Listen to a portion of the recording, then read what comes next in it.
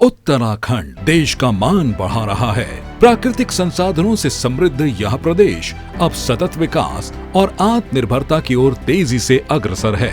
देश के यशस्वी प्रधानमंत्री श्री नरेंद्र मोदी जी के आत्मनिर्भर भारत के संकल्प को साकार करने की दिशा में मुख्यमंत्री पुष्कर सिंह धामी जी के कुशल नेतृत्व में आत्मनिर्भर उत्तराखंड का सपना साकार हो रहा है। जैविक कृषि को अपनी नीति और विकास मॉडल का अभिन्न हिस्सा बनाया है। उत्तराखंड की उपजाऊ भूमि और प्राकृतिक अनुकूलता इसे जैविक खेती का आदर्श केंद्र बनाती है, जो न केवल स्वस्थ और प्राकृतिक आहार को बढ़ावा देती है, बल्कि किसानों की आर्थिक समृद्धि और राज्य की हरित अर्थव्यवस्था को भी सशक्त बना रही है। उत्तराखंड सरकार द्वारा बीते 3 वर्षों में जैविक कृषि को बढ़ावा देने के लिए कई योजनाएं शुरू की गई हैं, जिससे प्रदेश को भारत के जैविक हब के रूप में विकसित करने की दिशा में मजबूती मिली है। PKVY के तहत राज्य में 3900 क्लस्टरों में जैविक खेती को प्रोत्साहित किया जा रहा है, जिसके लिए वित्तीय वर्ष 2023-24 में 131.27 करोड़ का बजट प्रावधान किया गया है। कार्बनिक क्लस्टर योजना के माध्यम से किसानों को संगठित रूप से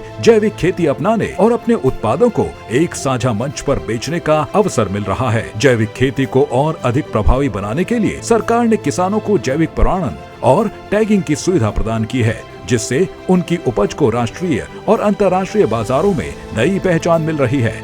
पर्यावरण संरक्षण और प्राकृतिक संसाधनों के संतुलित उपयोग को भी बढ़ावा दे रही है, जिससे मिट्टी की उर्वरता बनी रहे और जल संसाधनों का संरक्षण हो।